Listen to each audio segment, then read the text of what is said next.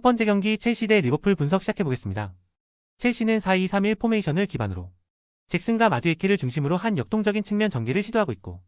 페드루 네투가 이선에서 날카로운 패스를 공급하며 박스 근처 연계를 이끌고 있지만 무드리크의 징계 결장과 은쿤쿠, 포파나 등의 부상은 공격 조합의 유연성을 크게 떨어뜨리는 요소고,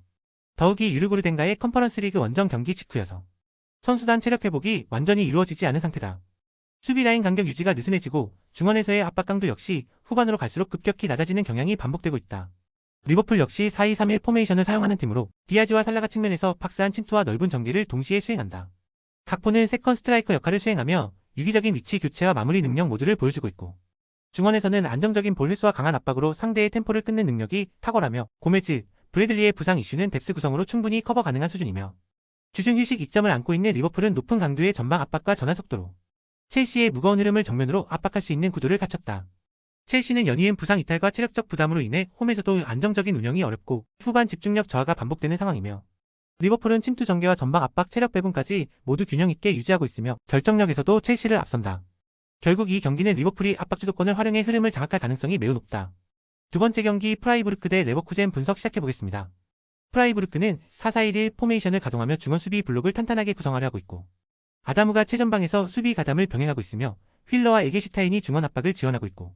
하지만 오그부스와 체레가 부상으로 이탈하면서 미드필드 라인의 압박 강도와 전방 전개에 모두 약화된 상황이며, 특히 측면 수비 커버 범위가 좁아진 문제로 인해 빠른 침투 플레이 대응에 어려움을 겪고 있다. 레버쿠젠은 4-4-1-1 포메이션을 바탕으로 중앙 빌드업과 측면 침투를 적극적으로 활용하는 스타일이며, 중앙에서는 안드리이가 빌드업의 시작점을 책임지고 있으며 그의 패스를 이어받은 부엔디아가 강력한 페네트레이션 플레이를 통해 상대 수비진을 압박하고 있고, 부엔디아에게 수비가 몰리는 동안 비르츠와 시크가 노마크 찬스를 노리는 구조가 자연스럽게 형성되고 있고, 무키엘레, 사르코, 테리어, 에르모소가 부상으로 이탈했지만 핵심 전술의 완성도에는 큰 영향이 없다. 레버쿠젠은 안드리이를 중심으로 빌드업을 전개하고 부엔디아를 활용해 상대 수비를 무너뜨릴 전망이며, 프라이부르크는 측면 커버와 전방 압박 모두 불안정한 흐름을 보이고 있어 주도권을 가져가기 어려운 상황이며, 전체적으로 레버쿠젠이 전반적인 흐름을 압도할 가능성이 높은 매치다. 세 번째 경기 AS 로마 대 피오렌티나 분석 시작해보겠습니다. AS 로마는 3-5-2 포메이션을 기반으로 중원 장악과 빠른 측면 확장을 통해 경기를 풀어나가는 팀이며, 슈모로도프와 도브비크의 투톱 조합은 활동 반경이 넓고 펠레그리니가 중원에서 템포 조절과 전진 패스를 조율해주고 있고, 넬손이 부상으로 이탈했지만 대체 자원의 기동력과 커버 범위가 좋아 경기력에는 큰 영향을 주지 않고 있고, 특히 홈 경기에서는 초반부터 강한 압박과 빠른 전개로 상대 수비 라인을 흔드는 능력이 탁월하며 세트피스 상황에서의 집중력과 제공권 활용도도 강점으로 작용하고 있다. 피오렌티나는 동일한 3-5-2 포메이션을 사용하고 있지만 최근 컨퍼런스 리그 일정으로 인해 선수단의 체력 소모가 극심한 상황이며, 벨트란과 구드문드손이 전방에서 활약 중이나 측면 연계와 중원 압박의 강도가 크게 떨어지며 전개 속도가 느려지고 있고, 라니에리가 징계로 결장하고 보베와 도도, 콜파니까지 부상으로 이탈하면서 수비 커버와 전술 유연성이 동시에 떨어지고 있고, 체력적으로 회복되지 않은 상황에서는 압박이나 간격 유지가 어렵고 이로 인해 AS 로마의 강한 전개에 밀리며 중반 이후 급격히 무너질 가능성이 높다. AS 로마는 수비 집중력과 전개 밸런스가 안정적인 가운데 홈 경기의 강점을 잘 살리는 팀이며, 피오렌티나는 유럽대회 일정 소화 이후 체력적으로 급격히 떨어진 모습이며 이로 인해 전술적 전개가 무너지고 수비 간격도 크게 벌어지는 흐름이며, 이번 경기는 홈에서 조직력을 앞세운 AS 로마의 승리 가능성이 높다고 판단된다. 네 번째 경기 에스파뇰 대 베티스 분석 시작해보겠습니다. 에스파뇰은 4-2-3-1 포메이션을 바탕으로 홈 경기에서 강한 압박과 빠른 측면 전개로 경기를 풀어나가는 팀이며, 로베르토 페르난데스는 박스 앞에서 볼 간수 및 결정적인 찬스 연결 능력을 보유하고 있으며 푸아도는 전환 속도와 침투 능력에서 중심축을 맡는다. 중원에서는 로카가 템포 조율과 압박 유도 역할을 수행하며 전체적으로 활동량 기반의 축구의 강점을 보인다. 홈 경기에서는 수비 라인이 더욱 응집력 있게 작동하며 전방에서의 템포 압박이 효과적으로 이어지는 구조다.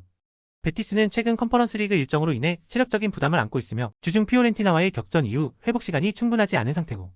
기본 전형은 4-2-3-1을 유지하고 있으며 에르난데스와 안토니가 공격 전개를 주도하지만 전환 시 응답 속도가 느려지는 현상이 반복되고 있고, 중원에서는 압박 저항 능력이 떨어지고 있으며 RT의 징계 결장으로 인해 수비 라인 커버링에서 빈틈이 발생하고 있고, 특히 후반 들어 수비 간격이 벌어지며 박스 근처에서 실점 위기를 자주 노출하고 있다. 에스파뇰은 홈 템포 전개와 수비 조직력이 조화를 이루며 안정적인 흐름을 만들 수 있는 팀이며, 베티스는 유럽 대항전 병행으로 인한 피로 누적과 수비 결손 문제가 복합적으로 작용하며 공격과 수비 전환 모두에서 후반 실점 리스크가 상승할 가능성이 높다. 다섯 번째 경기 마인츠 대 프랑크푸르트 분석 시작해보겠습니다. 마인츠는 3-4-3 포메이션을 기반으로 수비 안정성을 최우선으로 운영하고 있고, 버카르트와 이재성이 최전방에서 활로를 모색하고 있으나 기본적인 운영은 중원 밀집과 페널티 박스 부근 수비 조직 강화에 초점이 맞춰져 있고, 레벨이 전환 속도를 조율하지만 공격 템포는 빠르지 않으며 옌츠와 라이치의 부상 이탈로 수비 라인 뎁스도 약간은 얇아진 상태고 전반적으로 안정적인 경기 운영을 선호하는 흐름이 반복되고 있다. 프랑크푸르트 역시 3-4-3 포메이션을 가동하며 선수비 후역습을 기본 전략으로 삼고 있고 에키티케와 크나우프 바오야가 공격진을 형성하지만 적극적인 전진보다는 안정적인 위치 선점을 통한 역습 기회를 노리는 흐름이며 마타노비치, 디나 에빈베, 리스테시, 괴체, 카오왕 산투스의 부상 이탈로 전방 연계와 중원 전개 속도에도 제한이 걸린 상황이며 수비 라인을 깊게 내리고 상대 공격을 차단하는 데 집중하는 흐름이 강하다. 마인츠는 철저한 수비 중심 운영으로 안정적인 흐름을 가져가려 할 전망이며 프랑크푸르트 역시 전진보다는 수비 라인 강화를 우선시하며 공격 템포를 낮출 가능성이 크고 전체적으로 양팀 모두 빠른 전개보다는 수비 안정성에 집중하며 접전을 이어갈 가능성이 높은 매치다.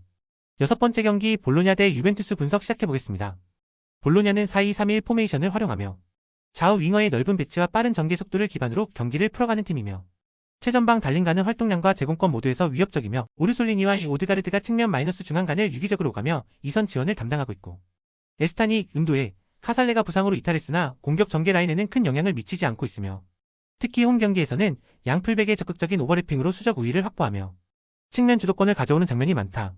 유벤투스는 3-4-3 포메이션을 기반으로 하며 안정적인 수비 라인과 중원 탈압박을 장점으로 삼는 팀이지만 이번 경기에서는 1티즈가 징계로 결장하고 블라우비치와 밀리크, 코프메이너르스까지 이탈한 상황이라